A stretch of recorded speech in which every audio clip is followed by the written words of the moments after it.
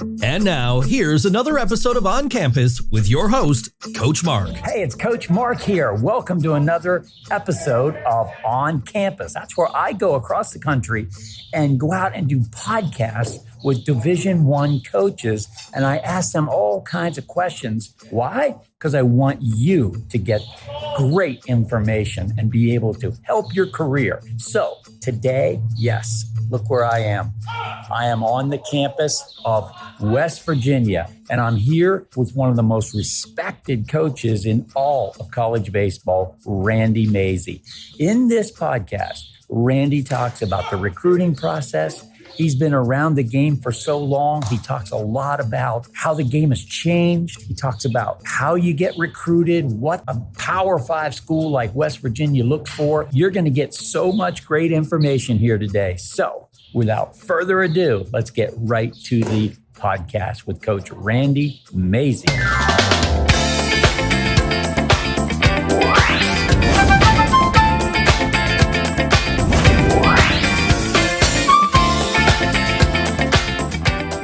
Coach Mazey, thank you so much for having me. Yeah, no, thank you for having me. Well, this idea of mine to go around the country and have great conversations with great coaches just to give people the right information, because there's so much misinformation out there. So we call it On Campus. And, you and I have had so many great conversations over the years. I wish we could have captured all of those. So I have a long list of things I want to talk to you about here today, starting with, this is your final year. Yeah, this is it. This is it. I've done an introduction so the people definitely know who you are and things, but we'd love to hear about it in your words. The body of work. Where did it all start? How did it go? I was fortunate. I grew up in a home where my daddy was a coach. So when I got I grew up in Western Pennsylvania, as you know, and when I got to Clemson, my freshman year, I feel like I was pretty advanced knowledge-wise about the game because of my upbringing and kind of always knew from then that I wanted to get into coaching after my playing days. But those early years, man, they're tough. Yeah, I'm sure. Tough. Where was your first job as a college coach? When I left Clemson, I signed with the Indians, played with the Indians for a couple years. Then I went back to Clemson and started there for a guy named Bill Wilhelm, who I played for. And he was, everybody has a mentor. He was mine. Learned a lot from him. He was tough. Yeah. He was tough. Yeah. He was old school. And, being a freshman playing for an old school guy that's tough, your freshman year hardly ever goes great as it is. Right. Throw in a tough guy on top of it. Right. It was a grind to get through it, but fortunately, best thing I ever did was grind it out and stay there. And when I went back there as a coach for him, then is when you appreciate what he did for you as a player. Right. At the time, you stay mad at him your whole career. But now, what position, remind me? I was a two-way guy. Oh, two-way. Actually, yeah. Oh my gosh. Played center fields and pitched. Left-handed pitcher, right-handed hitter. So my freshman year consisted of, I think, 33 at-bats and was 4-0 on the mound. As a freshman in the ACC, it wasn't easy to do. No, not at all. And then I hurt my arm, so I had to stop pitching for a couple years and then finish my career pitching and hitting again. So, tough to pull that off. You don't see many guys doing it these days. It's almost impossible. So a tough coach got you kind of the foundation. Do you think some of that has worn off on you as a coach? There's no doubt. There's no doubt. It's in today's world, it's all science and data and technology. And I still have some old school in me because I believe old school can still win, not strictly old school, but a combination thereof with all the science and technology. You still have to have a feel for the game. Right. And that's what I think we lose a little bit now is the feel for the game. Yeah. A new kid coming up that doesn't know old school, only knows the TrackMan and the spin rates and the launch angles. Sometimes you lose that feel for the game. Right. You can put all 9 of your players into a computer and it spits out the best lineup. Is that right? According to their numbers. Wow. And I just don't coach that way. Right. I coach based off of feel and what I see in my eyes. And so it's, the games are changing. So when you say old school, just for our listeners, you're kind of comparing it's the human side to the technology side. Okay. But there's also, when I think of old school coaches, I think of pretty strong discipline. I think of policies. I think of, holding kids accountable. And, you have that reputation, and in a good way that, there's policies here and, we have to, what could you say about that? Yeah. It's, whatever you put up with, you're encouraging. And my job is, if I let a guy be 5 minutes late for practice, how's that going to bode well for him in his adult life? Exactly. If he has a meeting, either with a pro team or with his job, you can't just show up late as an adult. So to be clear, you have a punctuality policy here at West Virginia. Within reason. Kids are kids and things happen, but teaching them accountability and I pride myself on teaching the lessons that kids can use the rest of their lives. Right. We teach them how to slide into second base and hit curveballs and throw change-ups, but how long are they going to need those skills, really? But accountability and honesty and being a great teammate and that type, they'll need that the rest of their life. For sure. So, to follow your coaching career, you end up as a head coach. Tell us about, was that a goal to become a head coach? Because some guys never become head coaches. It happened so early for me. Yeah. I got my first head coaching job. I think I was the youngest Division I head coach in the nation. I was 27 when I got my first head coaching job at Charleston Southern. Yeah. And that was a learning experience because all the old school things you're talking about, I'm 27 coaching kids who are 23. Yeah. So they're going to try and take advantage of the young guys. So I had to be way tougher then than I am now. Oh, wow. That's interesting. Yeah, some great stories of what those poor kids went through under a young Coach Mazey. But to this day, those are the teams that, I stay in touch with kids on that team that appreciate all the tough stuff that I put them through. Yeah, for sure. So you talked about the young Coach Mazey, and obviously I'm not going to call you the old Coach Mazey. You're retiring. So, we have kind of start to finish now. Are there any things that stand out to you that you've really evolved, like you changed, or did you stay pretty consistent? You mentioned you were tougher then than you are now, but are there other things? Yeah, I've evolved into the, I say science and data and technology tongue in cheek, but you have to do that. Yeah. In today's world, you have to do that. Right. And we've done that. And we provide all of our kids with all the resources necessary to be good players. Yeah. That's what they want now. Yeah. It's my job now, though, to, when we get all the information and all the data, how much of it are we actually going to share with the kids? Because you can get paralyzed by it. Right. You can go down so many rabbit holes that you end up, you're a robot on the baseball field and you forget about playing baseball. Right. And a perfect example is when our kids come to the field on game day, they have a dehydration test they have to go through. They lick a strip, and we test the strip to tell you if they're dehydrated or not. Wow. And if they're dehydrated, we have a concoction that's made up that we give them before the game so they don't cramp during the game.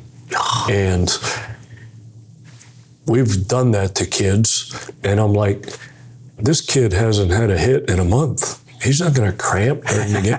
Let's teach him how to hit first and get on base.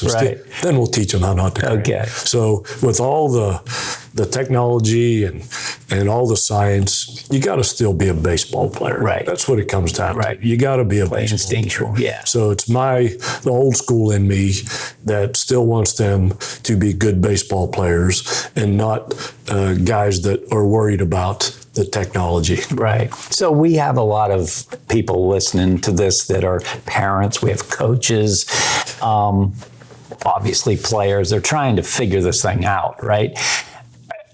we're going to talk about the recruiting process and all that, but we're talking about technology right now. What technology, if any, are you a proponent of for really young kids? I'm talking 8, 9, 10, 12-year-olds. I mean, TrackMan and all this stuff is available to them.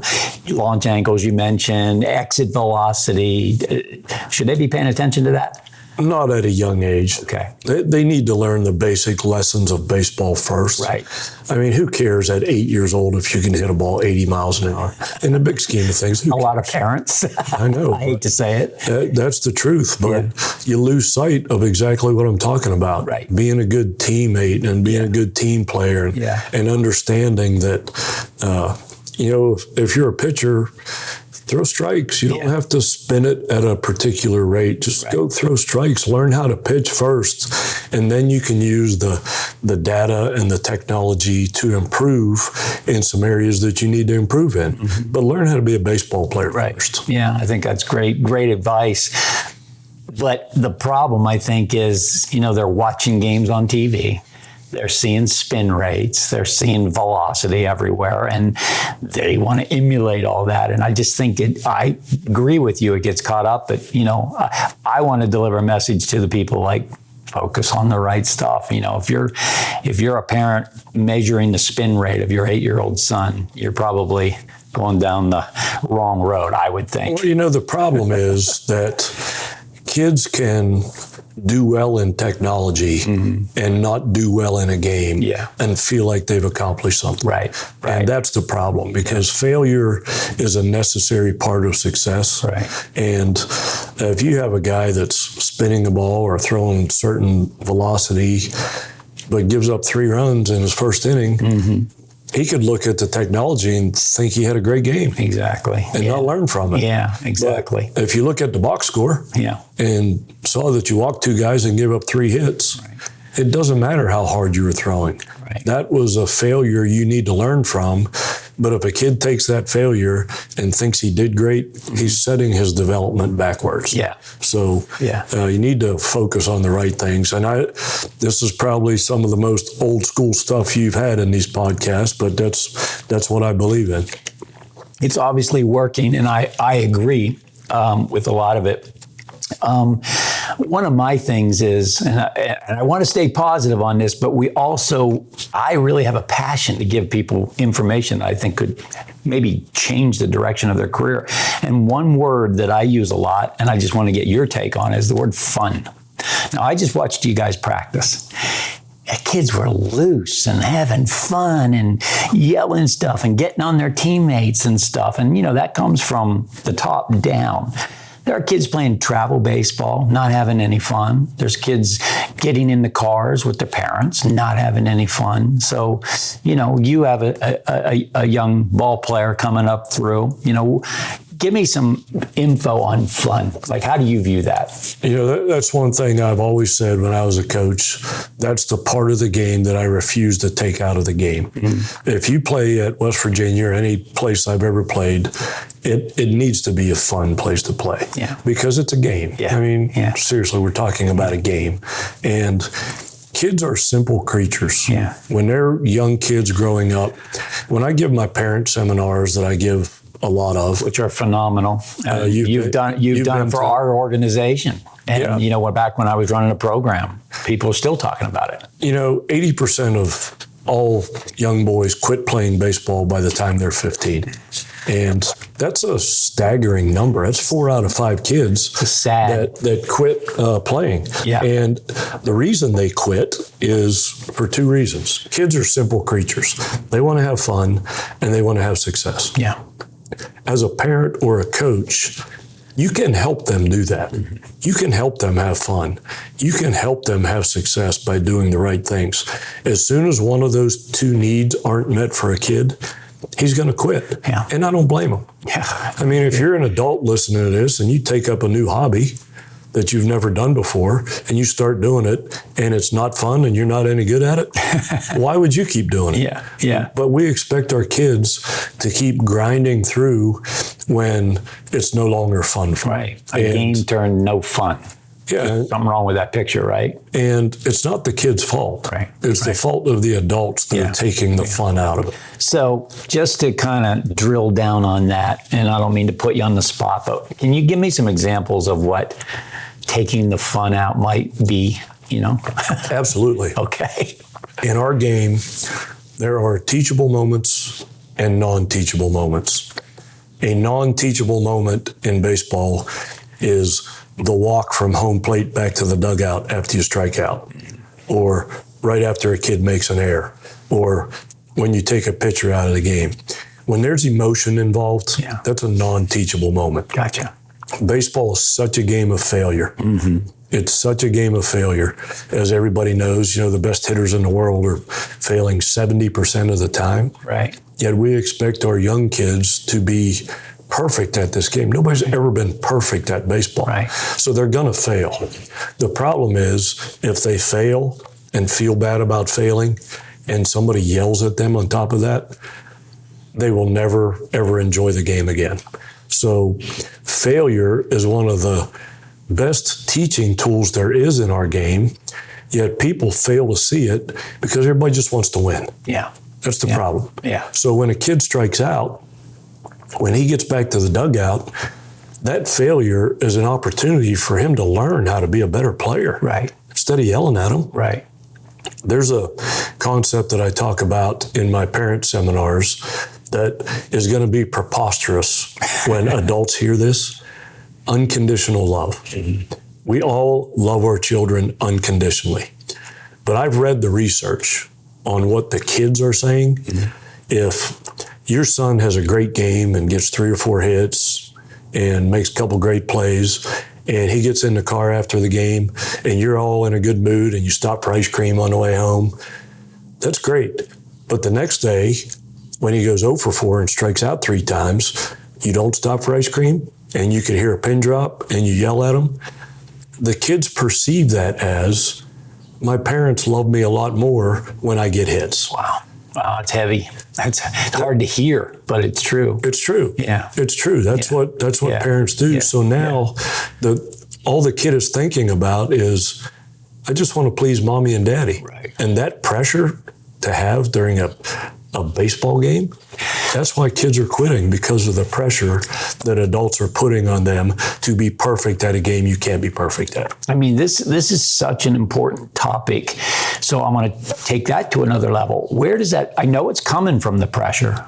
I mean, sorry, from the parents, but why? Why do you think parents feel this need to be so fanatical about their son's baseball at 10 years old or whatever? Where's that coming from? I wish I had the answer to that. I used to give these seminars all the time before my children were born. Yeah. And when my children were born and started going through youth sports, you have to work as a parent to make sure you're doing the right thing. Yeah. The natural reaction when your child strikes out or makes an error is to yell at them. That's your natural reaction. Yeah. It's easier to do the wrong thing. Sometimes you got to work to do the right thing. Mm-hmm. So as a parent, you really have to put effort into making sure that your child is having fun. And it's worth putting effort into. My only dog in this fight are the kids. Yeah. Because I see it all the time. I've seen 100,000 youth baseball games in my career. Right. I see it all the time. I play this little recruiting game when I go out. I can pick the parents out of each kid on the field without knowing who they are, because they only yell at the umpire when their kid's batting or when their kid's pitching. And that's not the way to go about it. They're outside pacing outside the outfield fence when their kid is pitching, but not when anybody else's kid is pitching. We want so bad for them to be good at it that we're taking it to an extreme that turns into a negative. Right. You have to accept the fact that they're going to fail, and failure is a great thing. It's a great teaching tool. Right. Failure is a great teaching tool, but we want so bad for them to be so good that we miss the big picture. Right. Talking about pressure on young kids to produce results because mom and dad think the results matter so much. So I want to talk a little bit about what you think. Like if you're watching a kid, we're going to segue into recruiting right now. You watch a kid have a lousy game, strikes out 3 times and boots 2 balls at shortstop. Do you scratch his name off the list automatically because he had a lousy game? A lot of times when I go watch a kid play, if I know he's a good player, that's what I want to see, how he reacts to that. Okay. If I go to a game and I'm trying to decide whether he's a good player or not, that day's not going to help him much probably. Right. But the intangibles, because everybody's going to have bad days. Yeah. Everybody is. Right. It's, can you take a bad day and turn it into a good day, or are you going to take that bad day and the next day be worse, and the next day be worse? So it's really important to see my reaction, their reaction when that stuff happens, because that'll dictate whether they're going to develop into a good player or not. As the guy who strikes out 3 times, am I going to see him in the cage hitting after the game, or am I going to see him being rude to his parents? Yeah. That's the difference. Because he's in a bad mood and he thinks he's entitled to take it out on other people and things like that. Failure is such a good thing if you take it the right way. So boy, what a concept. Embracing failure because you're growing from it. You can learn from it. But you mentioned something. You said take a bad day, and I think you said make it a really bad day or a worse day. An example of that would be a parent up in the stands seeing their kid struggle and kind of going nuts about it, like you said, outpacing or kicking cans or yelling out on the field, those kind of things. So now you as a college recruiter are seeing, okay, there's his parents there just not handling failure well. And now you look out on the field and the kid's yelling at his teammates or disrespecting his coach, when in reality, the lousy game he was having, it was okay with you. You wanted to see how he handled it. He handled it poorly, but he handles it well. Now you like this kid. On a day he struck out 3 times. If he handles something poorly in that atmosphere when I'm watching him, how's he going to handle it when he gets here? Yeah. Is he going to automatically just turn the corner and get away from his upbringing? Right. Well, most of the kids that we deal with, whether they're in the cage after a bad game or not, depends way more on their upbringing by their parents and coaches than what I can force them to go into the cage. But if I do that, it's not going to help them. Right. If after a bad game, he comes to me and say, hey, coach, can you turn the lights on? I need to make some ground balls tonight. I had a bad day. Yeah. That's the kid I want on my team. Right. And that is a product of their upbringing. Yeah. And how the parents taught him to handle the inevitable failures in this game. Inevitable. Yeah. It happens to everybody. I'm not sure why parents, maybe it's just some ignorance on their part that they think their son needs to be better than Derek Jeter, because Derek Jeter made errors, but our son isn't allowed to make errors. And, people strike out in the major leagues every night, but my son can't. So I think we're hitting this home. If parents can just be supportive and understand failure is a part of it, they're going to fail. It's how you handle the failure. And guys like you are not looking for perfect players because they don't exist. They don't exist. Yeah. We're looking for guys that we've built this program on our ability to develop players. Right. From the time they're freshmen to the time they're juniors and seniors, they get a lot better. Yeah. And it takes a special kind of kid to be that kid. Yeah. If a kid that doesn't understand failure comes in here, he's not going to develop. Right. And he's not going to make it. Right. So if you understand that, then you will develop into a good player. So our recruiting philosophy here has nothing to do with results. It's recruit great athletes with a great work ethic. That guy always works out.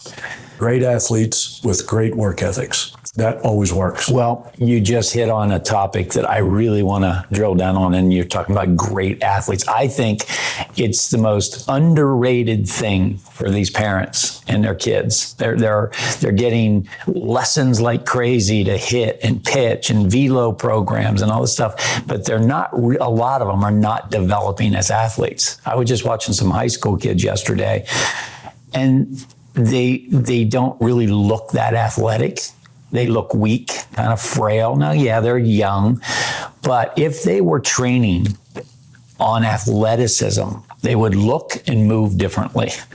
So talk to me about, we're talking about development now, a development plan. You have a son. When you think about athletic development, tell me some things you think about. There's research to back this up. There's a thing called the LTAD, Long-Term Athletic Development Model. And that model tells you that at a young age, kids should learn how to control their bodies on land, in the water, on the ice, and in the air. It's a proven fact that if you at a young age can participate in all those sports, ice hockey, gymnastics, anything on land, swimming in the water, most Olympians have developed that way instead of specializing in a sport when you're 5 years old. Okay. So, kids need to be kids. Just learn how to do a lot of different things. Again, we're in the fourth quarter or third quarter, of this whole journey, let's say. When we were kids, we were doing all that. We were out playing all the time, ice skating, doing all these things, swimming all the time. Kids these days aren't. So it is what it is, But how would you recommend a kid develop as an athlete from a fairly early age? Let's just say 12 or 13 years old. I mean, it could be done earlier, but what things could they be doing that would help them? Yeah, just exactly the stuff we talked about. Play basketball, play baseball on land. Learn how to swim. Learn how to dive off of a high dive and control your body in midair. Yeah. My kids, when we go to Lake Point, when they were growing up, we would go to the wakeboarding park right across from all the baseball fields. And my kids learned how to be athletic by going over those ramps and controlling their body in midair. And they're both hockey players and they like to swim. And that's an athlete that can do all those things. Right. But if you don't do that, by the time you're 15 or 16 and somebody flips you a basketball when a pickup game breaks out and you don't even know how to shoot a layup, right. To me, that's not an athlete. Right. An athlete is good at all sports. Right. And that's what we're looking for. So that's a whole other subject that, this whole thing of specializing. There are a lot of people right now that think the only way they get to play at West Virginia is if they are focused on baseball from 8 years old. That's all they do. They're going to be so good by the time they're 17 because they're specializing on baseball. And what I'm hearing from you is it's almost the opposite. It's kind of a two-way street. Part of my seminar is I talk about kids or parents getting obsessed with something. Yeah. And if you play baseball year-round, I would consider that being obsessed with baseball. And usually when that's the case, you're probably going to be pretty good at what you're obsessed at. Mm-hmm. But what are you sacrificing at that expense? Right. Friendships, relationships, social life, academics. It's no different than an adult who gets obsessed with their job. Yeah. Well, look at all the sacrifices you're making as a person. Yeah. Your family, spending time with your kids. So don't get obsessed. Obsessions turn into addictions. Right. And we know that path. Right. So being a year-round one-sport athlete is the LTAD model says those sports are gymnastics. Kids are starting gymnastics at such an early age, and most of the Olympians have been gymnasts since they were 3 years old. So some some are specifically meant for that kind of, or geared for that. I think wrestling might be one of them too. So, yeah. But we've had guys that pick up wrestling as sophomores in high school and are really good at it. Yeah. But that's learning how to control your body and using different muscles. So I would recommend to anyone, because I'm a baseball guy, don't play baseball year round. Right. Have friends, do kid things. Yeah. If you play baseball year round, now all of a sudden you're losing the fun aspect. Right. They're not going to want to do that. They want to be kids. Yeah. Let them be kids. Burnout is on the horizon when you do something like that, especially at an early age, if there's pressure, all those things. Let's go back to athleticism in terms of strength. I was looking at your team. They're monsters. Okay, so now granted, they're college kids. I'm not comparing them to high school kids, but physicality.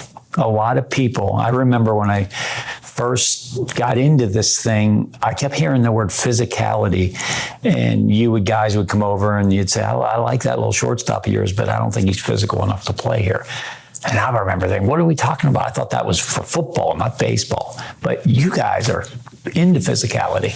Oh, for sure. It's if you put a college team next to a high school team, you can tell the difference just because of how physical they are. Yeah. Hey, it's Coach Mark here. Sorry to interrupt the episode. We're going to get right back to it, but I wanted to remind you to go ahead and subscribe to the channel. You know, it helps us immensely. We want to keep providing great content with these college coaches who are so gracious with their time to provide information for you. Whether you're a coach, a player, or a parent, this is really good information that these guys are providing. We want to keep doing it. So to help us, all you have to do is hit the subscribe button, hit the notifications button. That way when we post something new, you'll get notified. Okay?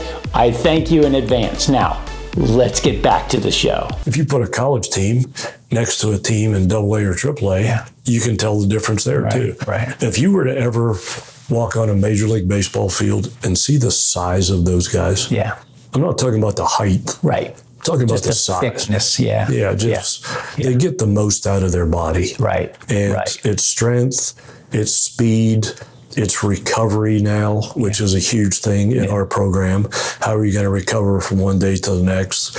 You have to take care of your body. If you don't take care of your body in today's world, you're going to break down. Right. So do you think kids, young kids can start preparing to be more physical? Do you think, body weight push-ups and, pull-ups and things can help them early on to start developing some physicality, instead of being 150 when they're a senior, maybe they're 170 or something because of, better nutrition coming up through? Because here's what I'm getting at. I see a lot of kids that they're pretty good athletes and they're pretty good baseball players, but they do get passed over by the kids that are pretty big, good athletes, good baseball players, and bigger, stronger kids. I mean, that's a reality a lot of parents don't seem to realize. Yeah, I would say on average, our incoming freshman class every year at this level will gain 15 to 20 pounds in their first year. Wow.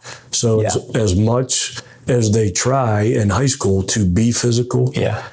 Most of them don't have the resources or the time or the inclination or the effort to do it. When they get here and we specialize in that, they blossom. My son, he's a junior in high school and he weighs 150. Okay. And so he has to get bigger and stronger and faster. Right. And we're trying to do that, but not at the expense of him being a kid. Okay. Because I know that day's coming. Okay. If we get a kid in here that's, 5'11", 210 and chiseled as a freshman, he's not going to develop as much as the guy who isn't, because he's already close to his ceiling. Right. So it doesn't hurt my feelings. You just have to have, before you get into a college program, you just have to have a foundation to where you understand the importance of those things. So let's take a kid that doesn't understand. He doesn't do any of those things.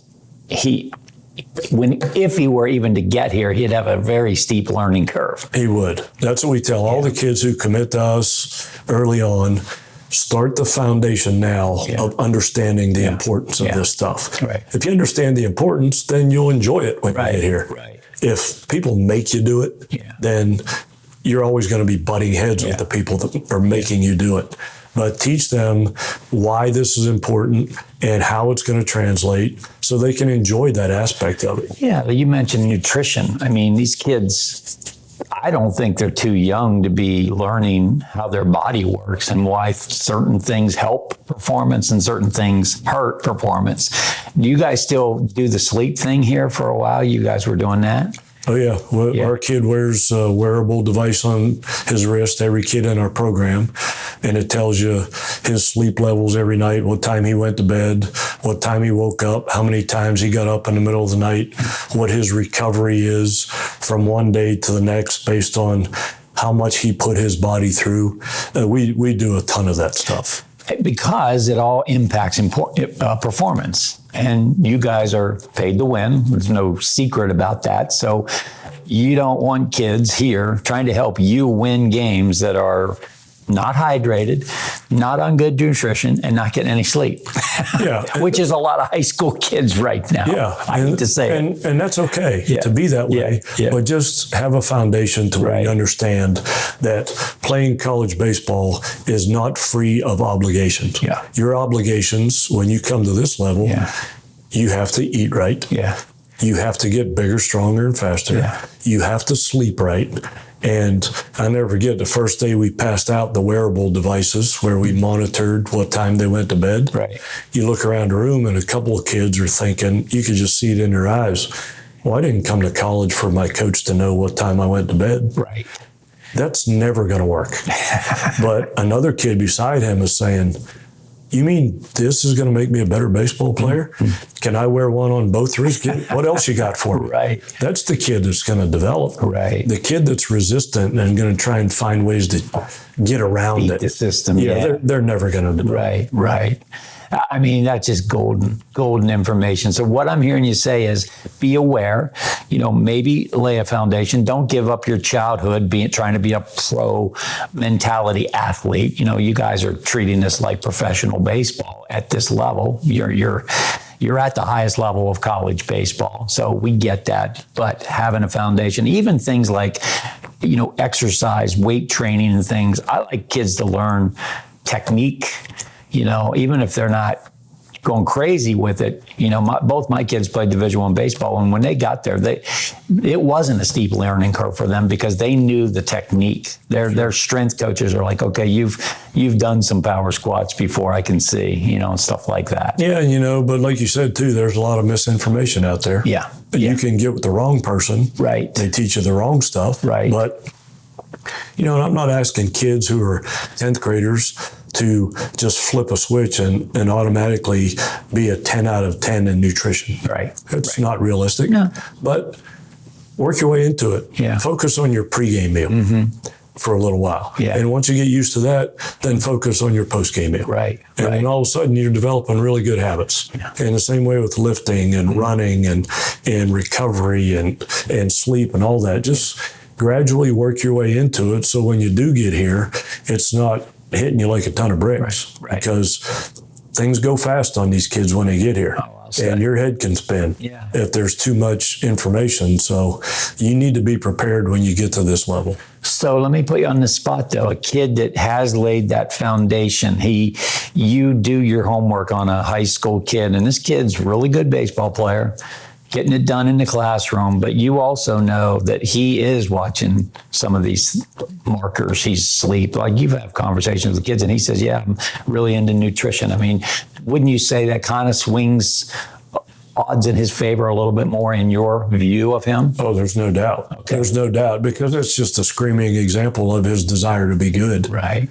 And that's what you have to have. Right. If you're always butting heads with kids and trying to make them do things, that's a screaming example of a kid that doesn't want to be good. Right. So it's not the nutrition per se, it's the desire that goes along with it. That's the most important thing. Yeah, exactly. And, I just think of the kind of kid that you're, and I want you to elaborate on this, but, you come watch our kids play sometimes and, you're looking at baseball IQ, you're looking at team, hustle and things. So talk to me about when you're watching these kids. We've been talking about some of the cerebral things, but now the physical things out on the field that you're watching. What are some things that jump out at you in a positive way, like things you love to see? Yeah, a kid that knows how to interact with his teammates and knows how to communicate on the field and say the right things on the field. And that's really hard to do because I think there's a fundamental problem in youth baseball is the underqualification of the coaches that we're asking to teach our 5 and 6-year-old kids. I use ice hockey as an example because I think they have it figured out. If you want to be an ice hockey coach, you have to become certified and you have to pass exams and you have to understand rules and systems. In baseball, It doesn't matter. Anybody can coach. Yeah. Could you imagine if that was our system of taking teachers into elementary school? Right. Would our kids know how to spell and grammar? Yeah. No, we need to have some sort of qualification process. You don't have to be a major league coach. You just have to understand how to teach the game and how to teach kids the fundamentals. We get so caught up in winning. We miss the most important part, which is developing the kids. We're talking a little bit about travel baseball now. You've touched on a few things in travel baseball, but travel baseball over your career has just come out of nowhere. I mean, I bet when you were a young player, there was no travel baseball. There was none. Right. So give me some thoughts, the good, the bad, and the ugly on travel baseball. I love travel baseball if it's done right. Mm-hmm. And there's only one thing you need to do it right, is find a way to match up teams with other teams of equal caliber. Right. Hockey does a tremendous job, youth hockey. They have levels where the first month of the season are all play-in games. You figure out how good your team is, and you are categorized into one of three categories. And based on that, the rest of the season, you play other teams in that category. So every game is competitive. But if you have a really good travel team and go to a tournament where you're the only good travel team, you've accomplished nothing. Right. And the only other problem that exists is, through all these LTAD models I talk about, the right ratio of practice to games for young kids is 3 practices for every game. Good luck finding that. That's almost unheard of. It's almost unheard of. But if you think about it, during a game, a kid could not ever swing the bat. He could get walked every time. Right. And that get no balls at shortstop. But at practice, he could get 200 swings and 50 ground balls. Right. And develop in one day. Right. In the game, he got nothing done. So kids need to practice. Right. And need to practice the fundamentals of the game, the big fundamentals: hit the ball, catch the ball, throw the ball. If you're good at those 3 things and have a desire to get better, you'll be a good player. So just the term travel baseball is kind of misunderstood. There are people that they're traveling, from one little town to another little town in West Virginia, and they call themselves a travel program, travel baseball. When I think of travel, when I got into travel, it was, I got the best kids I could find, let's say in Pennsylvania. And we went to Georgia and South Carolina, and we played the best kids from down there. That felt like, okay, we went to an area to really be challenged. When you say do it right, that was my version of like, let's go see, we're Northern kids. Let's go see what these Southern kids, and we got an eye opener, but our kids got a lot better from doing it. But now you got everybody traveling. What do you think about like young teams, traveling all over the place, It's funny that if a team from West Virginia will drive 8 hours somewhere and win a tournament and stay in a hotel for 2 or 3 nights, and they say, well, our kids had so much fun in the hotel and the swimming pool, and that was great that we drove 8 hours. You could drive 8 minutes and do that. Put your kids in a local hotel. They'll do the same thing. Yeah. So it's not about that. I'm a big fan of it if the kids are getting something out of it. Yeah. And the only way they get something out of it is to be challenged, like you said, and win some games and lose some games and learn, get to practice. So I'm a big fan of it if it's done in the right fashion. Okay. Well, there's things that have spun out of travel baseball now, and I want to talk about a couple of them, and one of them is rankings, player rankings. There's all kinds, we're not going to pick on any organizations that are ranking players, but there's 8-year-olds being ranked now. I don't know if you know that, but there are, there's top, he's the 3rd ranked player in the country. He's 8, so across the board, for the record, what is your feeling on player rankings from a recruiting standpoint, from your perspective looking at that? It's hard to say they're not important to my recruiting guys because they look at them. Yeah. And you got to kind of take it with a grain of salt. Yeah. But you can identify kids that way for sure. Okay. If there's a kid that, from the state of West Virginia, they look up and is the 4th ranked left-handed pitcher in the state, and we had never heard of him, that probably means something. Yeah. But we're not going to look at 8-year-olds. Yeah. And Right. That means nothing. Right. That's just that's just for entertainment money, purposes. Yeah, entertainment. Yeah, so that means nothing. But if it's done in the right manner by the right people, I guess in today's world it's important. But I would never take a kid in my program because he's ranked in a certain spot. Right. It might identify a kid, but I would never sign a kid based on a ranking. Conversely, would you ever not sign a kid because he's not ranked? Absolutely not. Okay. One of my greatest recruiting stories ever was a kid named Preston Morrison out of Charlotte, North Carolina. I was coaching at TCU, and he played for the Charlotte Panthers. Mm-hmm. And I went to see the other team play. Okay. It was the Southeast Texas Sun Devils, and Preston Morrison was pitching against them. And in the first inning, he was throwing 80 miles an hour. And there was 30 Division I schools there with their radar guns up. And in the second inning, I was the only guy left back there because he was making people swing and miss at his fastball at 80 miles an hour. Right. And after the game, I called him and said, "Hey, Preston, do you have a place to go?" Mm-hmm. He said, "Yeah, I might walk on at a Division III school in North Carolina." I said, "Would you like to come to TCU?" I said, "I think you're going to be able to get college hitters out." And he said, "Well, let me call my dad. I'll call you right back." He called me back and said, "Yeah, I'll come." Oh, my goodness. And I recruited that kid for a total of about 10 minutes. And he is the career win leader in TCU baseball history. I think he won 43 or 44 games as a starting pitcher. And he was unranked and didn't have velocity or spin rate. The kid could pitch. Right. Could make people swing and miss at his fastball. Right. Only your eyes can tell you that. Right. Yeah. So the rankings are important, but the rankings are more based on how hard you throw and how hard you can hit it.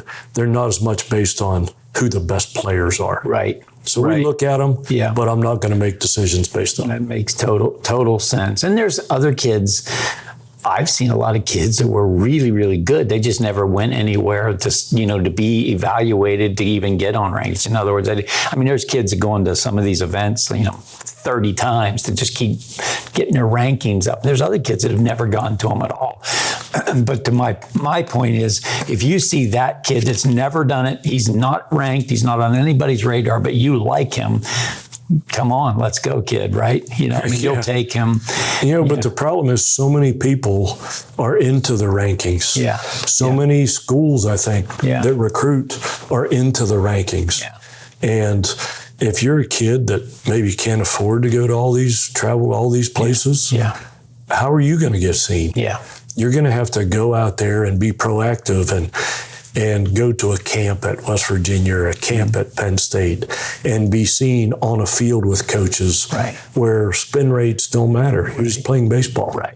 And good coaches should be able to identify good players. Yeah. I don't know if I'll ever do it, but I had an idea to literally go across the country and go to Timbuktu and find really talented kids that have never gotten out and put them on a team and bring them to a guy like you and say, "Look at all these kids I found in Timbuktu, Nebraska," because they didn't have the money or whatever, because I just think there's a lot of players out there that aren't in that system that could get overlooked. So who knows, maybe someday I'll do that. Yeah.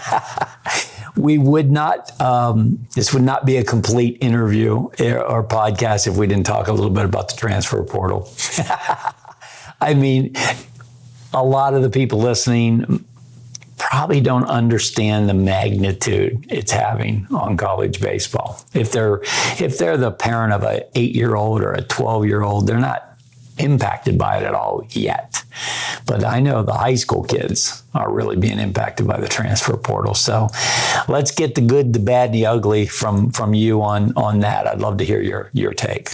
You know, in today's world, at our level, if you don't win the transfer portal, you just don't win the games.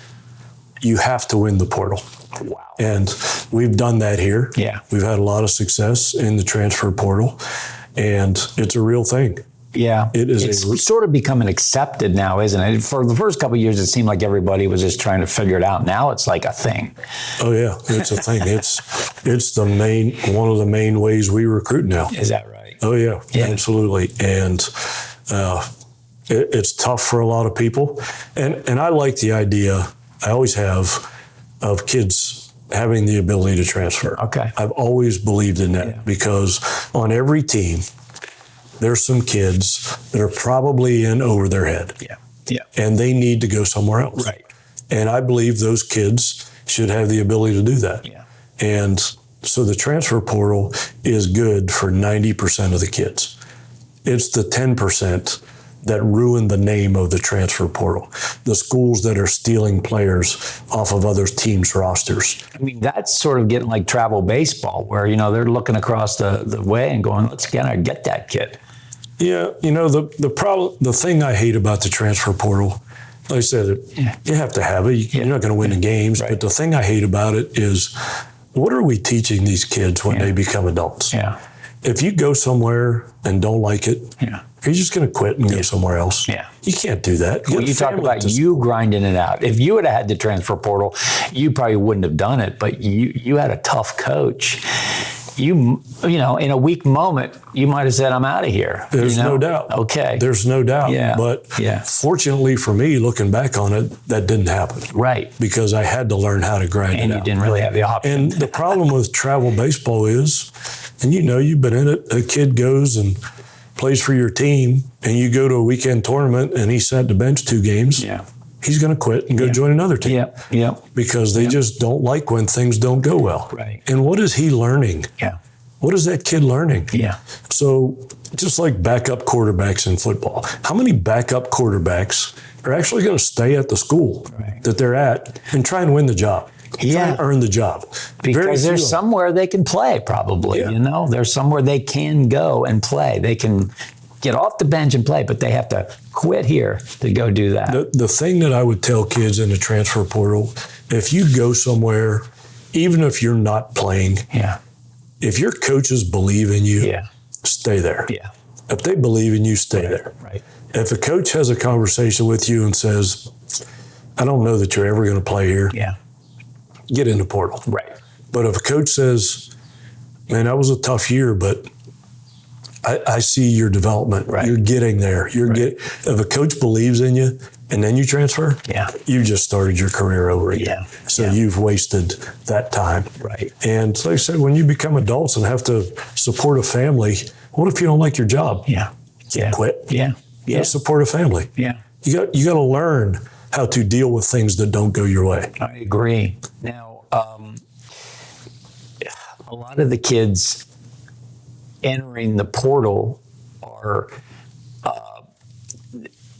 they're doing it for a lot of different reasons, you know. And I think some of them, like you said, if they enter the portal because the coach says you don't have a future here, okay.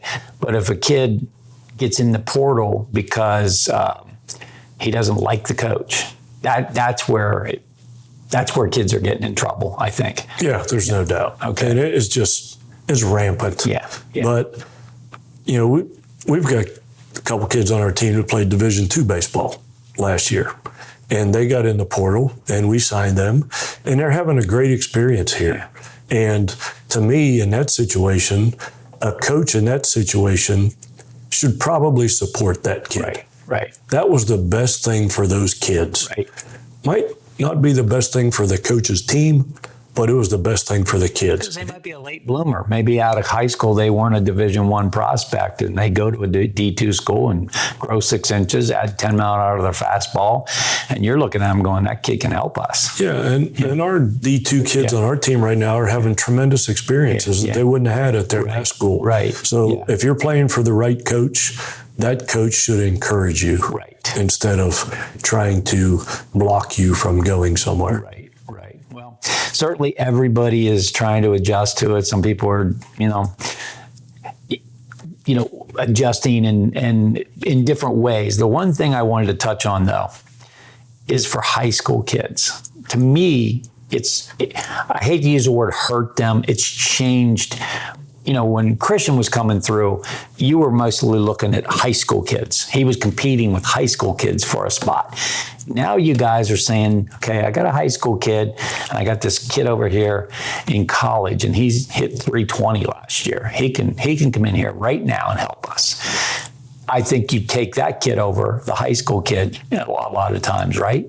I mean, is that happening a lot? You almost have to. Yeah, because you have to win. We have to win, and I'm in the same boat. I got a son who's a junior in high school who's coming here. Yeah.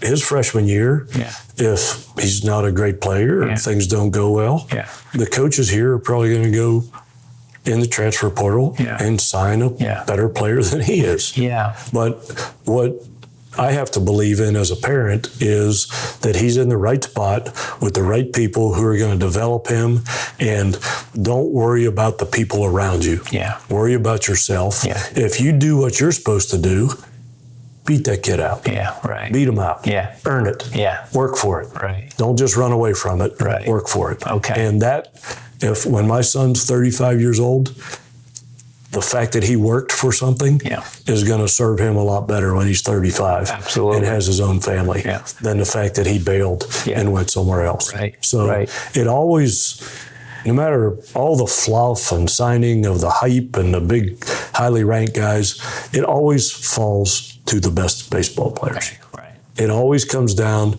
to the pitcher who can throw strikes. Right. Doesn't matter how hard you can throw. Our number one pitcher last year, Friday and Saturday guy were both throwing 84 miles. Is that right? I didn't know that. That's good to hear. But they can pitch, right? They're like Greg Max type. We won the Big 12 with those guys. And we have several guys on the team that are throwing 95 to 97. You can't find a situation to put them in. Yeah. Because they can't get people out. Right.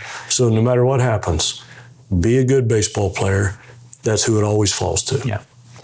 So we got 4 minutes left on the clock, and I want to use it all. And I would love to hear your advice for parents, just the most basic advice, if you could just give them advice, and finish with advice for young players. Develop your skills. Don't worry so much about winning. Winning matters when the people around you, their livelihoods are at stake. If you don't win, that's when winning is the most important thing for those people. Right. As a young kid or young parent, develop your skills. Learn how to practice. Learn how to get better at the fundamentals. And as a parent, encourage.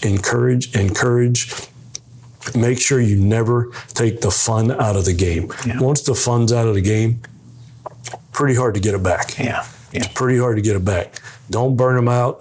Let them be kids. And if your kids have a desire to get better, but focus on developing your skills. That's the most important thing. There you go. I'm going to look at the camera and say that is incredible advice. And if you will follow that, you will have a great experience with your son, whether you're coaching, whether you're playing. Coach Mazey, I can't thank you enough for this. This is giving back to the game, and I can't think of anybody who can do it better than you. So thank you so much. That. I only have about a month left in my coaching career, but this stuff we're talking about, I'll always be around to help people with this stuff. You can help a lot of people. So thank you so much again. Thank you for coming. All right.